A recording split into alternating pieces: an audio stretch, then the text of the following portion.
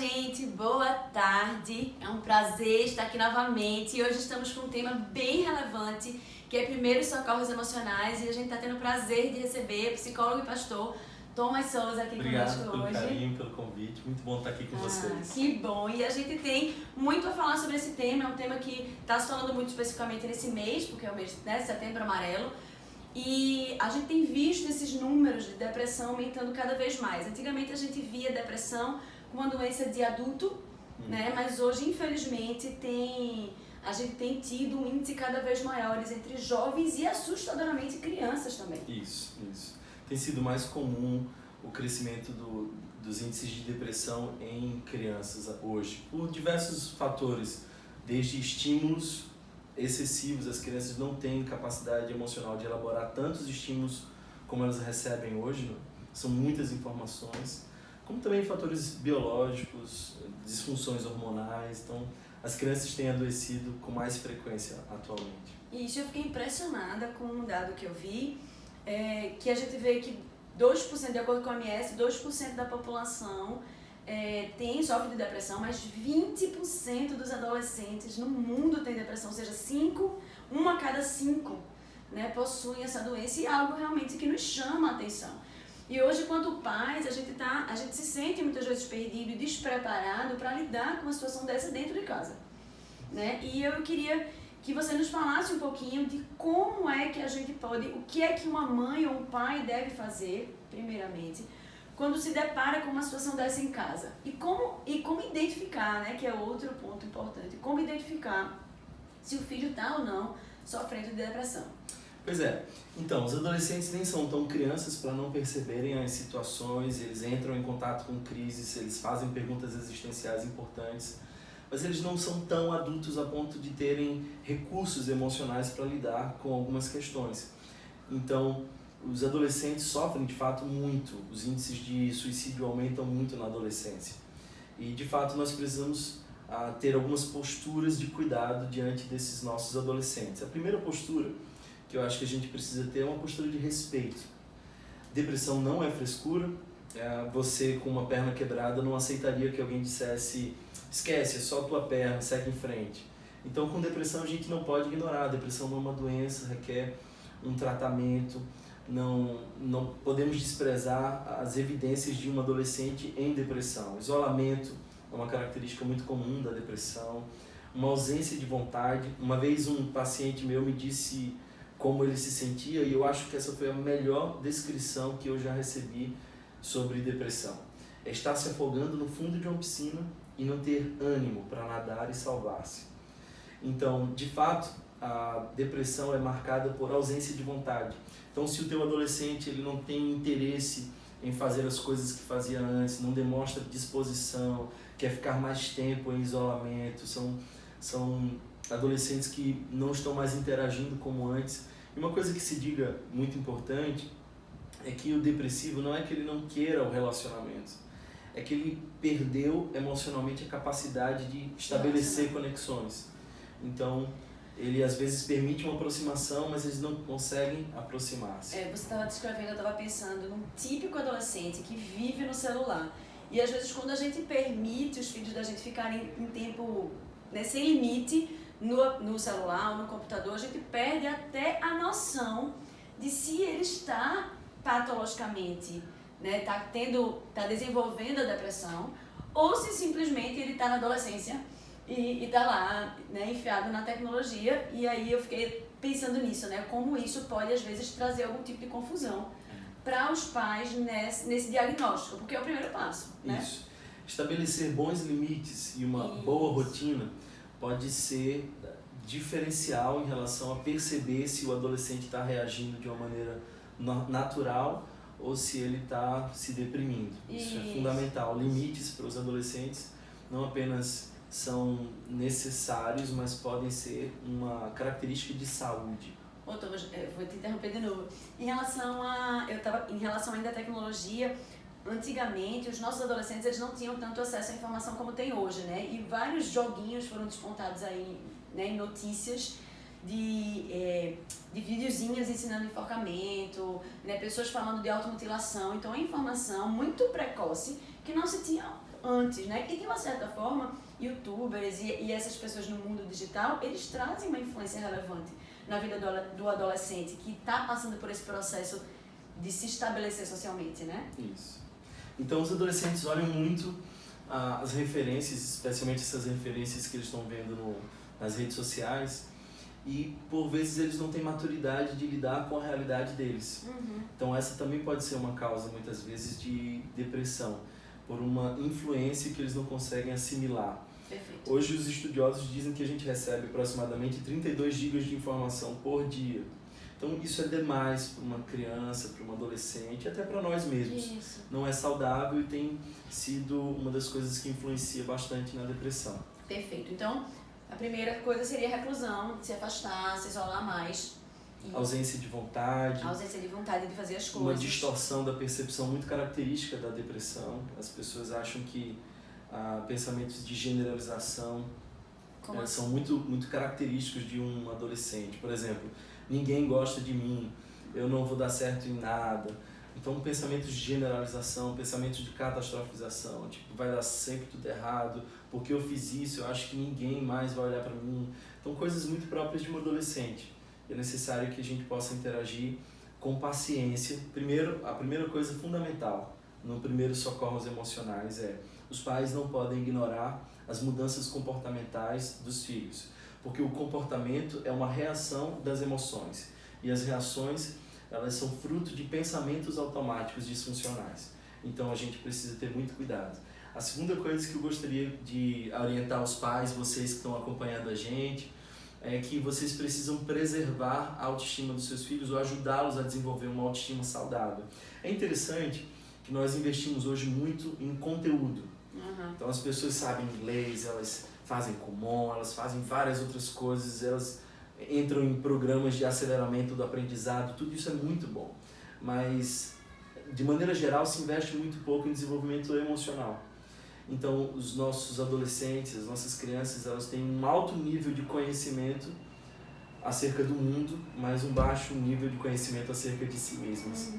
Então, nós precisamos incentivar as crianças, os adolescentes a desenvolverem um maior conhecimento de si, de suas emoções. Desenvolvendo isso, vão ser crianças e adolescentes mais saudáveis. E cada vez mais frágeis emocionalmente, né? Sim, claro. A ausência de limites, inclusive, ela corresponde muitas vezes a adolescentes frágeis.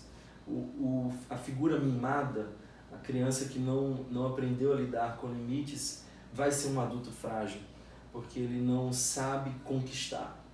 Ele sempre recebeu tudo e ele perdeu a capacidade de fazer por si mesmo. Ele perdeu o que os franceses chamam de gosto de esforço. É o prazer da conquista.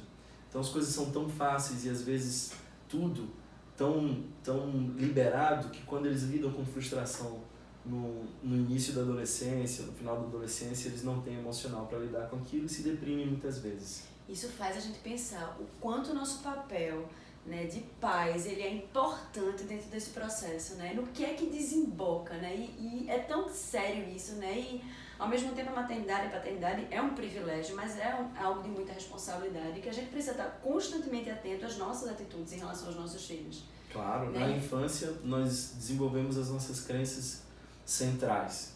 Então os pais são os pedagogos da casa, mas também são os terapeutas da casa. Então, se você tem visto uma alteração de comportamento, emoções dos seus filhos, preste atenção, porque nenhum sucesso profissional compensa um fracasso familiar.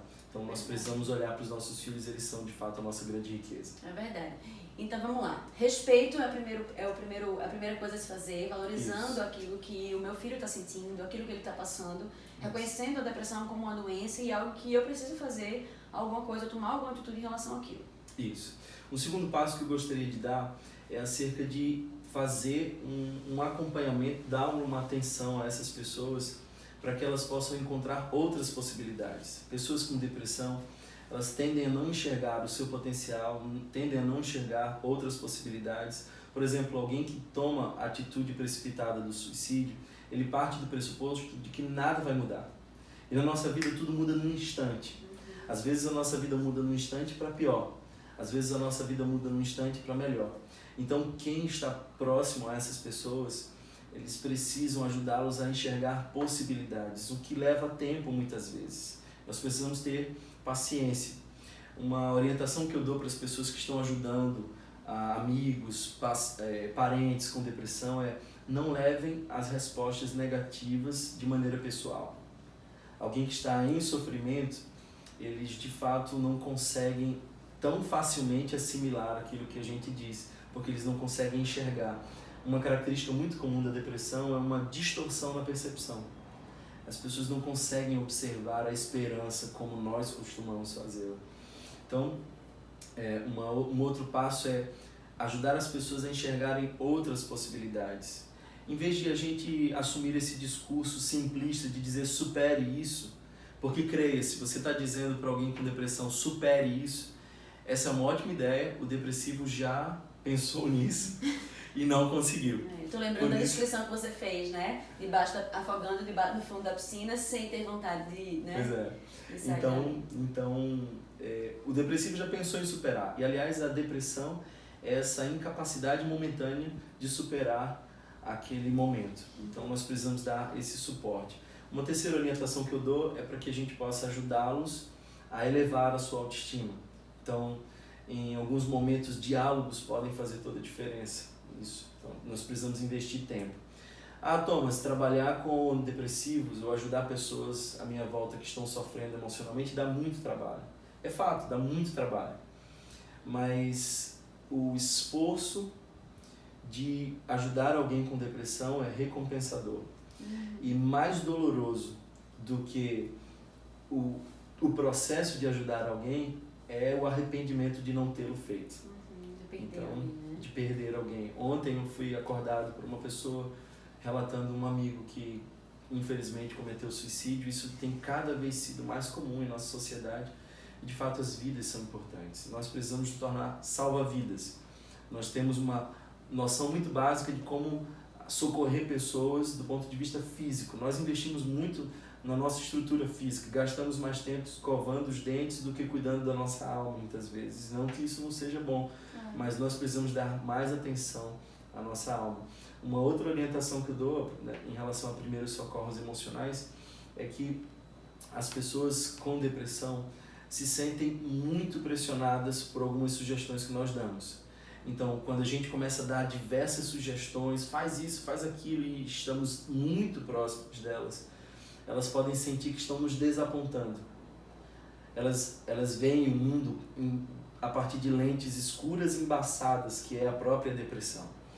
E quando elas veem o nosso interesse e a nossa disponibilidade em ajudar, e elas não conseguem corresponder àquilo que nós estamos orientando, como por exemplo, faz isso, faz aquilo, sai da cama, não sei o quê. Daqui a pouco elas começam a dizer assim, eu estou desapontando mais uma pessoa que está tentando me ajudar.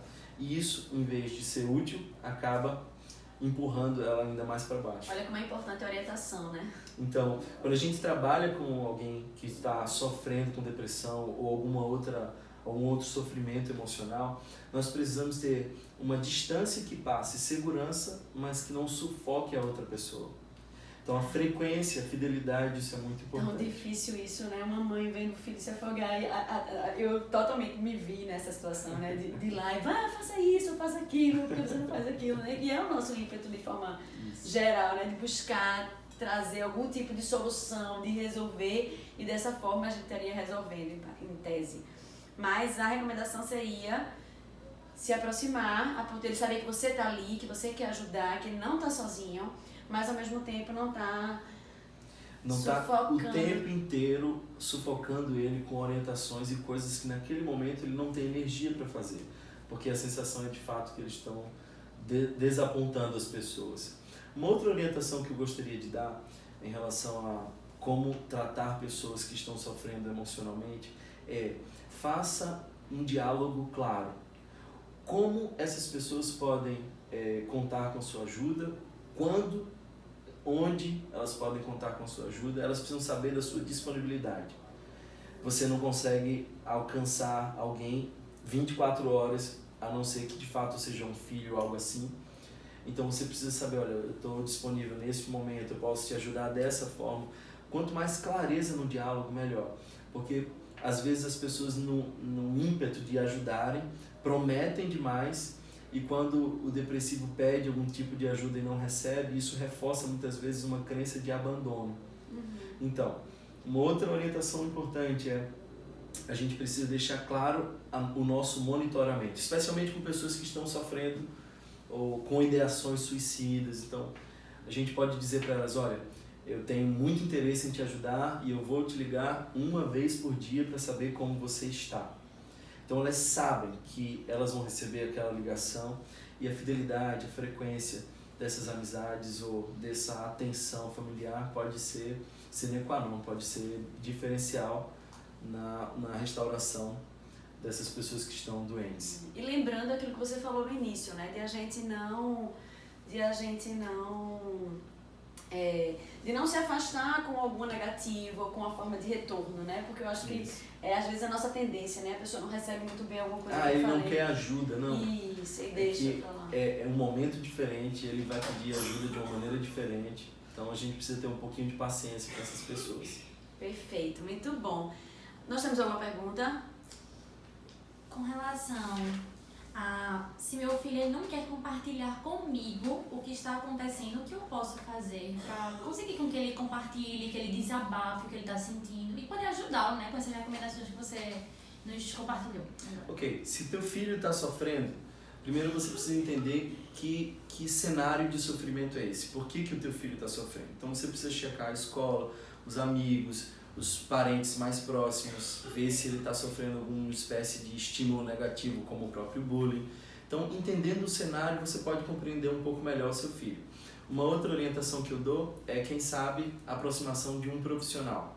Então, um processo terapêutico pode ser diferencial entre tratar um mal-estar emocional ou deixar aquilo evoluir a ponto de ficar em situações mais graves como depressão e até ameaças de suicídio. Então nós precisamos de fato considerar a possibilidade de encaminhar aqueles que sofrem para profissionais.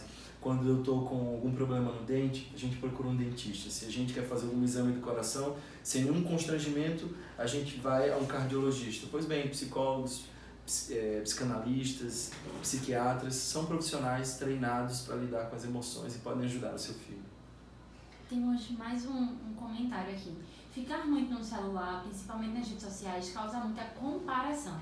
Os adultos já sofrem com isso e as crianças ainda mais. Elas não conseguem discernir o que é o palco da vida das pessoas e o que as pessoas mostram na rede social com os bastidores, que é a vida real. Comparação é terrível. O que você acha sobre isso? É verdade, comparação é terrível, especialmente quando nós olhamos a partir de lentes embaçadas da rejeição. Então, as comparações são inevitáveis, mesmo que você tire as redes sociais, ele vai entrar numa escola com várias crianças e ele vai se comparar a elas. É um fenômeno social, isso existe muito antes da tecnologia. É claro que com a tecnologia exacerbou esse problema, mas o fato é que muitas vezes os nossos filhos não têm uma autoestima equilibrada. E por não terem uma autoestima equilibrada, eles não conseguem observar os fenômenos de um ponto de vista equilibrado. Então eles veem uma pessoa bonita e eles acham que eles não são porque eles estão olhando de maneira distorcida. Então o meu conselho para você que fez esse comentário é, além da comparação, o que de fato parece uma grande vilã dos nossos adolescentes e até dos adultos, por que não dizer, nós precisamos investir numa autoimagem equilibrada, numa autoestima equilibrada, ajudar os nossos filhos a enxergarem o seu potencial, ajudá-los a tratar um pouco mais as suas falhas e aí, tendo uma autoestima equilibrada, as comparações deixam de ser esse monstro que as pessoas pensam. Eu acho que a gente está arrumando aí, né, para o final de uma forma bem positiva, trazendo realmente alguns conselhos positivos de como é que a gente pode tratar, porque todos esses números que acabam vindo a se revelar na adolescência de forma muito mais grave, elas são resultado de uma autoimagem, de uma autoestima, né, que foi construída ali ao longo da infância até chegar na adolescência. E aí cabe a nós estarmos alertas quanto pais para estarmos desde cedo, né, trazendo essa perspectiva de vida, né, fazendo com que os nossos filhos entendam que eles são os únicos, que são amados, que são importantes que Deus os fez a sua imagem e semelhança, né? E eles são daquele jeito porque Deus os fez de forma perfeita, porque Ele é um Deus perfeito, né? E nos faz de forma perfeita também, para a sua glória em todas as coisas. E a gente tem mais duas perguntas para a gente poder finalizar. Isso. O que fazer para plantar uma autoestima equilibrada nos nossos filhos? Ok, essa é uma ótima pergunta, daria o tema de uma outra live, aí fica uma sugestão. Mas nós temos hoje uma educação que, na minha opinião, está sendo mal elaborada. Nós somos a última geração, eu falo de maneira geral, a última geração que obedeceu aos pais e a primeira geração que obedecerá aos filhos, por conta de ausência de limites. Os limites são, por incrível que pareça, fundamentais no desenvolvimento de uma autoestima equilibrada. Além do incentivo, do elogio, do abraço, o afeto é o lugar de segurança da criança. Então, quanto mais afeto, ninguém exagera por amar demais, exagera por colocar limites de menos. O amor precisa andar junto com os limites, mas ninguém exagera por amar demais. Afeto gera segurança. E aí, claro, incentivar as nossas crianças a desenvolverem o seu potencial. A superproteção, ela sufoca o desenvolvimento de uma autoestima equilibrada. Mães que superprotegem as crianças estão dizendo para elas que elas são incompetentes e elas passam a, em um determinado momento, não acreditarem no seu próprio potencial. Outras muitas dicas seriam úteis, a gente deixa para um outro momento. Mais uma. O luto pode ativar uma depressão, mesmo tendo passado por esse processo já há um ano atrás? Sim, claro. As emoções, elas não necessariamente são vividas no momento da situação. Então, às vezes, as emoções elas vão sendo represadas dentro de nós e num determinado momento, por alguma situação, algum estímulo menor, aí elas vêm à tona em forma assim, bem desproporcional. Então, o luto ele pode ser elaborado em outro momento. Eu lembro de uma adolescente que eu atendi, que ela disse que a mãe dela, quando morreu, ela precisava ser forte para cuidar da família. Então ela não chorou, ela não permitiu sofrer a morte da sua mãe. E 3 anos depois, ela finalmente deixou aquela represa vazar e as suas emoções vieram à tona, ela adoeceu, precisou se cuidar. Então sim, as emoções mal elaboradas podem levar tempo, mas elas vão aparecer e eu espero que você não viva esse momento, porque é um turbilhão bem doloroso. Thomas, muito obrigada por ter encontrado um espaçozinho na agenda para vir aqui participar dessa live com a gente. Foi muito rico, muita informação preciosa, muito conhecimento precioso. E a vocês que estiveram aqui nos escutando, nos ouvindo, participando, muito obrigada pela participação de vocês. E na próxima quarta-feira, às 12h07, estaremos aqui com mais um tema relevante. Esperamos que tenhamos aí abençoado a vida de vocês com essas informações. Thomas, quer finalizar e fazer? Bem, eu queria agradecer a oportunidade, queria dizer para vocês que tem mais interesse nesse tema, Primeiros Socorros, eu devo estar lançando uma cartilha sobre o tema em breve, mas vocês já podem acessar o meu Instagram, tthomas, sem H, tthomas Souza.